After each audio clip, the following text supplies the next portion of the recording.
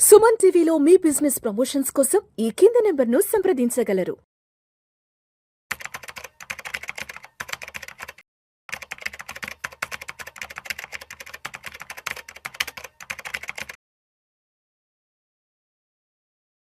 ప్రేక్షకులకి మీ రామచంద్రమూర్తి నమస్కారాలు. ఇవాళ ఈ వీడియోలో మనం ఎల్ఐసి షేర్లు దాదాపు 8% తగ్గాయి. దీనికి రీజన్ ఏంటనేది చూద్దాం. ఎల్ఐసిలో ప్రభుత్వము వాళ్ళ యొక్క షేర్ వాల్యూ స్టేక్ తగ్గించుకుంటానంటుంది. దాదాపు 6.5% వాటా విక్రయిస్తున్నారు. Offer for sale OFS offer for sale భాగంలో మొత్తం 82.22 కోట్ల షేర్లని ఈ ఇష్యూ ద్వారా విక్రయించాలని కేంద్ర ప్రభుత్వం నిర్ణయించింది. ఆఫర్ ఫర్ సేల్ భాగంగా 11% డిస్కౌంట్కి షేర్లు ఇప్పుడు విక్రయిస్తున్నారు. ఎల్ఐసి షేర్లు దానికోసమే ఈ ఎల్ఐసి షేర్లు తగ్గటం జరిగింది. సోమవారం మార్కెట్ ముగిసే సమయానికి ఇప్పుడు ఈ ఎల్ఐసి షేర్ వాల్యూ వచ్చి ₹428 దగ్గర క్లోజ్ అయింది. అలాగే ఇష్యూలో ఒక్కొక్క షేరు వచ్చి ₹382 ప్రాథమిక ధర ఉంది. అయితే ఇప్పుడు ఏంటంటే మార్కెట్ రేటు 9% కరెక్షన్ అయితే అయింది. 390 దాకా ఇప్పుడు వచ్చింది. ఇప్పుడు మార్కెట్ ముగిసే సమయానికి వచ్చి ఎల్ఐసి షేర్స్ 397 దగ్గర క్లోజ్ అయింది. సో ఇష్యూకి పూర్తిగా కనుక స్పందన లభిస్తే 31,000 కోట్లు అది భారత ప్రభుత్వానికి వచ్చే అవకాశాలు ఉన్నాయి.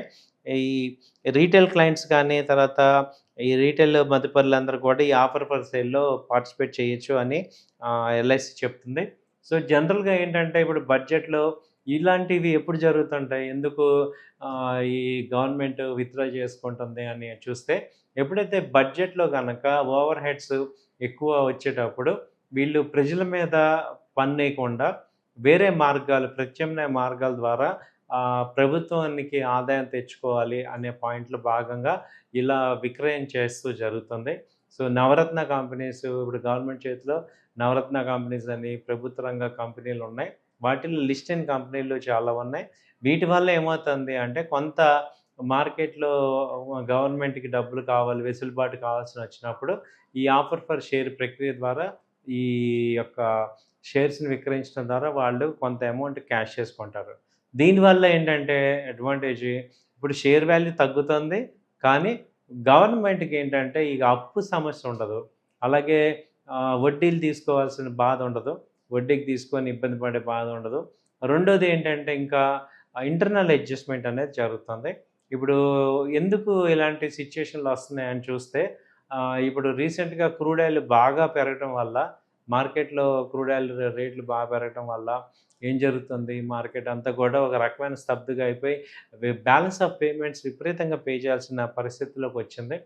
దాదాపు లాస్ట్ 4-5 మంత్స్ నుంచి కూడా ఎప్పుడు చూసినా క్రూడ్ ఆయిల్ పెరగటం, అలాగే $100కి వెళ్ళిపోవటం, అక్కడి నుంచి ఇంకా మళ్ళీ మొన్న తగ్గి మళ్ళీ పెరగటం, ఇలా ఏమైందంటే ఈ యొక్క బర్డెన్ని ప్రజల మీదకి ఇవ్వకుండా ఇంటర్నల్గా అడ్జస్ట్ చేయడానికి గవర్నమెంట్ అనేది ట్రై చేస్తుంది అనేది అర్థమవుతుంది.